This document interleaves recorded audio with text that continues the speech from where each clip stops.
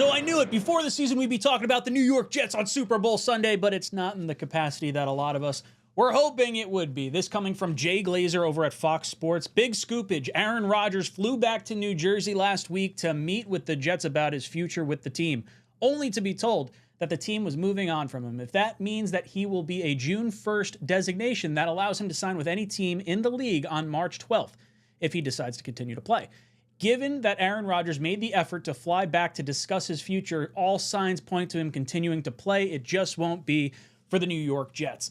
So a lot of things to get into. I want to get into the cap ramifications, what the Jets salary cap looks like if they eat all his salary cap in 1 year versus June 1st and what that could potentially look like, who the Jets' potential quarterback could be, and what pieces are probably moving out with Aaron Rodgers here.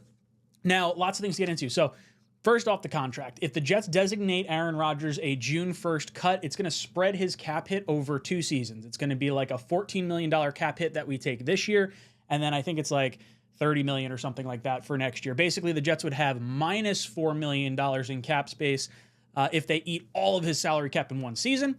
If they June 1st cut him, they would have about $30.5 million in this year. But in 2025, you would have $133 million if you cut him all this year. You'd have $99 million if you cut him June 1st. So kind of, you wind up paying the same amount of money. It's just split over 2 years or all lumped into one. I think there's probably going to be a split fan base on what to do. Now, it's important to note that Darren Muji, the Jets' new general manager, was part of the Broncos staff when they had to make the decision on Russell Wilson this past year. They did designate Russell Wilson a June 1st cut, so they saved money over the course of 2 seasons, or took the hit over 2 seasons to save more money in the existing season, the current season that they're in. I do think that makes a lot of sense. Jets are going to have so much cap space in 2026 and beyond that it would make sense to eat a little bit of that to make this year potentially more competitive, having more salary cap space. So as far as the numbers go, if the Jets are to move on from Rodgers, Adams, and Lazard without a post-June 1st designation, you're looking at $32 million in salary cap for this year and $185 million in 2026. Or you could designate, however many of them, but if you designated all 3 of them a June 1st cut, you would have $77.6 million in this year to spend and $140 million in 2026 to spend. So I like the idea, now that I'm kind of looking at the figures here, of going the route of June 1st cut and try to make yourself competitive. With potentially $77 million in salary cap space, like, you can be competitive, and you can start paying your young players too. If you want to lock in Garrett Wilson long-term, if you want to lock in Sauce Gardner long-term, or you want to provide incentives for guys and try to reset your team, this is money to really be able to do that. It also allows them to go out into free agency, bring in some players that help facilitate the new schemes that Wilkes and Engstrand are going to be implementing within Aaron Glenn's philosophy or running of the team. So I think that side of things is interesting. I'll go into future videos of like players that they could be bringing on once I dive a little bit more into that. But like, this is a big shot for the New York Jets, going from like 2 years of sky-high expectations with Aaron Rodgers and Super Bowl thoughts and what could possibly happen. You have the 9/11 night where he pops the Achilles and the roller coaster ride of what 2 seasons ago was, only to get him back for this past year. And then everything just kind of gets gummed up. You fire the GM, you fire the head coach. So clean slate, new quarterback. And man, the Aaron Rodgers experience just did not work out the way I think any of us had planned. Certainly not myself.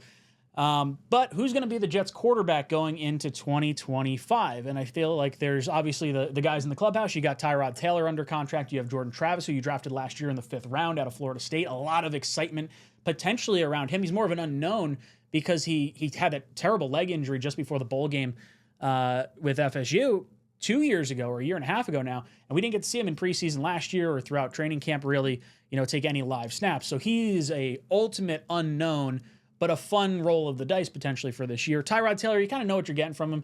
I don't think he's going to stay healthy for a full 18-game season or 17-game season this year. So I think you do have to bring someone in, and I like the veteran quarterback route. Personally, for me, I really like the idea of going after Justin Fields. Now, obviously, if Tanner Engstrand and Aaron Glenn want to bring in Hendon Hooker from Detroit because they've worked with him over the last few years, that's a curveball I can't really. I would understand if they wanted to make because of their relationship with him and them knowing him and whatnot. But I do think that him being an elevated age, I think he's like 26, 27 years old already, where like Fields is, I think he's 25. and still has a lot of upside. I feel like if there's ever a team to like go out and try to play for, the New York Jets are going to get you a ton of exposure. And like the mindset of like the Jets being downtrodden and Fields being kind of passed over in Chicago and then thrown out in what seems like to be thrown out with the Steelers because they went with Russell Wilson in the playoff game and, you know, the back half of the season. So I don't think he's going to go back to Pittsburgh. So I don't know. I like the roll of the dice of Fields, I think. And worst case scenario is you can't develop him. He's not, a quarterback that can lead you into the future. And then you wind up with a high draft pick in 2026 to hopefully take a quarterback in that draft. On the other side of things, if guys rise up the ranks in this year's draft, just like Bo Nix went from like a consensus roughly second round pick to top 12 quarterback in last year's draft for the Broncos, where Darren Muji's from, do the Jets wind up pulling the trigger on a quarterback like that? Do they see a Jackson Dart, a Jalen Milroe, plug in whatever other quarterbacks in this class? Do they see one of those guys valuable enough to go up and take them at the top of the class?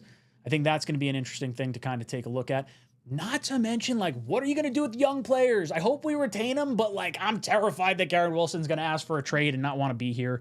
And Sauce Gardner, I don't think Sauce is really going anywhere, but, like, Garrett to me of the bunch, and Brees, those two seem the most concerning, where if you're not going all in for a season or at least attempting to win in a season, then what are you doing with them? Like, are you just going to ship off pieces so you can start bringing in the new players into the scheme and get whatever assets you can for them now? I didn't really want to see that happen. As far as where I think Rodgers is going to go, I have no idea. I don't know if he's going to play next year. I don't know if he's going to go to like the Vikings on a 1-year contract or the Titans on a 1-year contract. It feels like, I don't know if there's a team out there, the Steelers, like, does a team out there see him as a potential playoff Super Bowl caliber quarterback? Or is that time of his career kind of done and he's more of this bridge quarterback that I think a lot of fans were hoping he'd be in New York? It's going to be a long, long stretch of weeks as we discuss this throughout the offseason and everything. But I'm looking forward to talking with you guys. I'm going to do a live stream tonight where we can kind of bounce some ideas off one another and just see where this mindset of Jet fandom is feeling. Let me know your thoughts in the comment section down below. And as always, go Jets.